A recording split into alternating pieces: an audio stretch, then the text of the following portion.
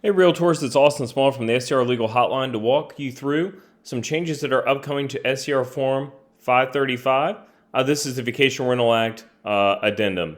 I know we recently updated this form and introduced it earlier this year, but after introducing it, we got lots of great feedback from members who practice in this area and made a few suggestions of how this form would work better. We brought those to the Forms Committee, and the Forms Committee would like to introduce these upcoming changes that will take effect on September 12th, along with all the other forms changes. I encourage you to watch this video and all the other videos we're putting on our YouTube channel, as well as attend our webinar on the upcoming forms changes on August 31st at noon.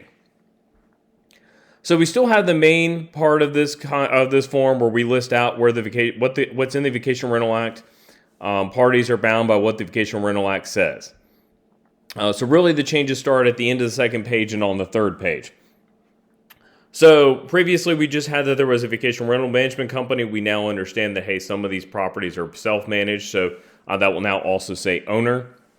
The only change that we made in A is we have changed the number of days that you have to provide the rental bookings to 5 calendar days. Previously it was a shorter deadline. Wanted to make sure that we gave parties ample amount of opportunity to provide that information. And then previously we had a lot of other options, and now really distilled that down to B and C. Some of the issues we were hearing about with this form is that it was requiring a lot of decisions for the buyer to make up front about whether or not they were going to keep the vacation rental management company. Buyers that are worried about getting their offer accepted, that was a lot to put on their plate. Also, why are they negotiating with the seller whether or not they're going to keep the management company? That's really something they should be dealing with that management company themselves on. So I'll kind of simplify these things down to B and C. The seller is going to notify the rental management company within 14 days, which is required by law, that they have a contract and provide the buyer's name and address. They're going to give the buyer the list of all the fees associated with the rentals and anticipated gross receipts within that same time period.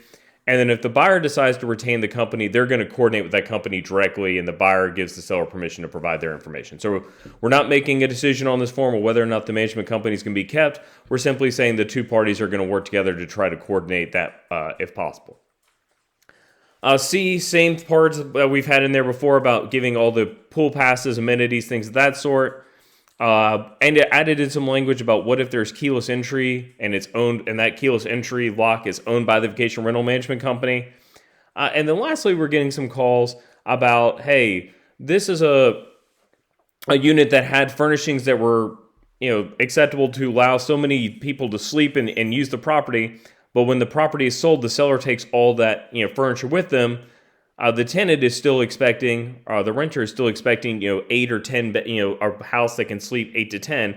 So the buyer, if they wish to keep the furnishings, is going to need to agree to buy those in a separate bill of sale. And reminds the buyer that even though you may not have the furniture, you are still required to give the tenant the same quality of rental that they went under terms for. So those are the only changes.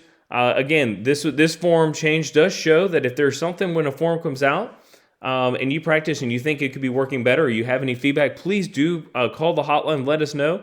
None of these forms that we have are written in stone. The Forms Committee is very receptive to changes to, again, make these forms as usable and as good for you and your clients and customers as possible. So if you have any questions on this change or any of our other changes, give us a call on the legal hotline or email me at austin@screaltors.org. Thank you.